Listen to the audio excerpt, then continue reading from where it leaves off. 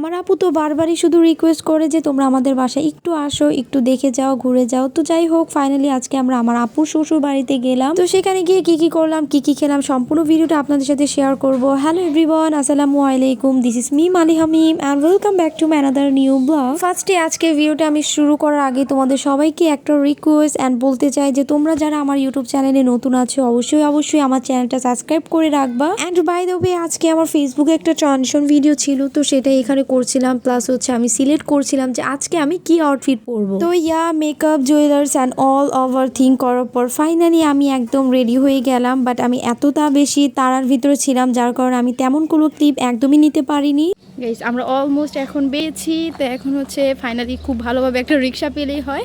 আমাদের যাওয়ার টাইম ছিল দুপুর 2টা কি 3টা অ্যান্ড অলমোস্ট আমরা একদমই হচ্ছে সন্ধ্যার টাইমটা মেবি এখন হচ্ছে 5টা থেকে 5:30 বাজে। তো এখান থেকে হচ্ছে আমরা কিছু ফ্রুটস অ্যান্ড আদার অনেক কিছু নিচ্ছিলাম। অ্যান্ড আমার ভাগিনাটার এত বেশি জ্বর, তো যার কারণে আম্মু এখান থেকে অনেকগুলো করে আনারস নিচ্ছিল, বিকজ ও কোনো কিছুই খেতে পারে না, বাট আনারসটাও একটু ভালো খায়। এখানে আমি আরও কিছু দেখছিলাম যে আর কি কি নেওয়া যায়। এখান থেকে অনেক কিছুই নিয়েছিলাম, তরমুজ প্লাস আদার অনেক কিছুই নেওয়া হয়েছে, বাট আমি তেমনভাবে ক্লিকগুলো দেখাতে পারিনি তোমাদেরকে। অ্যান্ড আজকে আমার সকাল থেকে কাজের শিডিউলে এত বেশি প্রেশার ছিল, তো এরপর হচ্ছে এত তাড়াহুড়ো করে শাওয়ার টাওয়ার নিয়ে দেন আবার বের হয়ে পড়েছি। রাস্তায় এই বাচ্চাগুলোকে দেখলাম, ওরা হচ্ছে টাকা চাচ্ছে। তো আমি বলতেছি তোমরা কিছু খাবে কি না, তো সেটা আমি তোমাদের দিব, বাট আমি তোমাদের হাতে টাকা দিব না। তো ফাইনালি হচ্ছে আমরা হচ্ছে গাড়িতে বসে পড়েছি। অ্যান্ড এখান দিয়ে চারপাশের দৃশ্যটা দেখে খুবই ভালো লাগছিল। তো এরপর হচ্ছে আমরা বাসায় চলে আসলাম। অ্যান্ড আমি যাওয়ার একটু পরে হচ্ছে আমি তাদের বাগানটা একটু ঘুরে দেখছি, বিকজ আমার আপুর শ্বশুর বাড়ির এরিয়াটা এত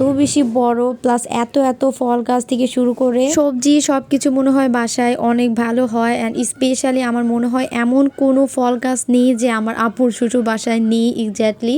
তো এখানে হচ্ছে আমি এই আমটা দেখতেছিলাম, বিকজ এটাকে নাকি বলে হচ্ছে বানানা ম্যাঙ্গো, বানানা কলার মতো একটু শেপ দেখে, যার কারণে মনে হয় বলে এটাকে হচ্ছে বানানা ম্যাঙ্গো। আমি দেখে জাস্ট অবাক হচ্ছিলাম যে এত ছোট একটা গাছে এত সুন্দর হয়েছে। অ্যান্ড ওই সাইডটা হচ্ছে অনেক বড় একটা পুকুর, যেখানে কিন্তু মাছ আছে অবভিয়াসলি। তোমরা কিন্তু ভাবতে পারো যে কি না কি। এটা লিচি ইনশাল্লাহ সামনেবার ধরবে। আর এখানে হচ্ছে মাছ চাষ করা হতো আগে, বাট এটা এখন টোটালি অফ আছে। একটু পানি আছে, অল্প পানি খুবই। চলো আমরা এখন বের হয়ে যাই। সুন্দর করে একটা দরজা দিয়েছে, এটার বন্ধ করার অফটা আমি লিখে দিচ্ছি।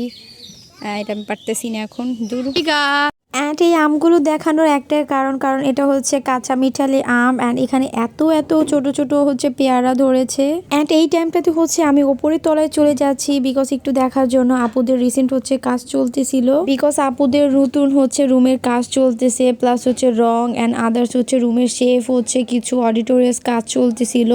একটু দেখো এখান থেকে, এত বেশি সুন্দর। ওয়াও, আমার রুমের সুন্দর একটা পার্ট হচ্ছে এই কর্নারটা।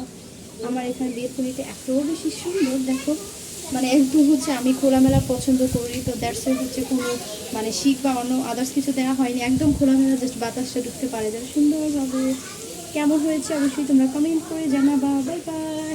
আর প্লাস আরও অনেক কিছু ফিট হবে, স্পেশালি হচ্ছে এই ড্রেসিং টেবিলটা আরও অনেক কিছু করা হবে। অ্যান্ড বিছানাটা অনেক বেশি অগোছালো আছে, দেখতেই পাচ্ছ। তো তোমাদের আমি জাস্ট রুমটা একটু দেখাচ্ছি, অ্যান্ড স্পেশাল এই রুমটা একটু দেখাই আসি তোমাদেরকে। চলো এই রুমটাও একদম অনেক অগোছালো আছে। স্পেশাল এখানে আছে কিছু বই খাতা অ্যান্ড ড্রেসিং টেবিল। এই রুমের জানালাটাকে আমি খুলি, দাঁড়াও।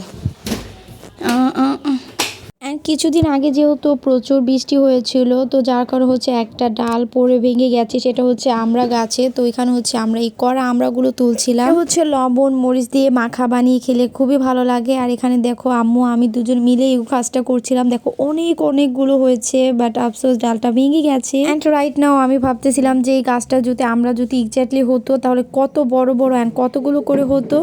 আমার খুব ইচ্ছে হচ্ছিল যে এই আমটা একটু পেরে খেয়ে দেখি টেস্ট করে যে বানানা আম কখনো নামও শুনিনি। আর এখানে দেখো আপু আমাকে এত সুন্দর করে হচ্ছে খাবারটা সার্ভ করে দিচ্ছিল। স্পেশালি আপু আমার জন্য আজকে হচ্ছে কাচ্চি মেক করেছিল।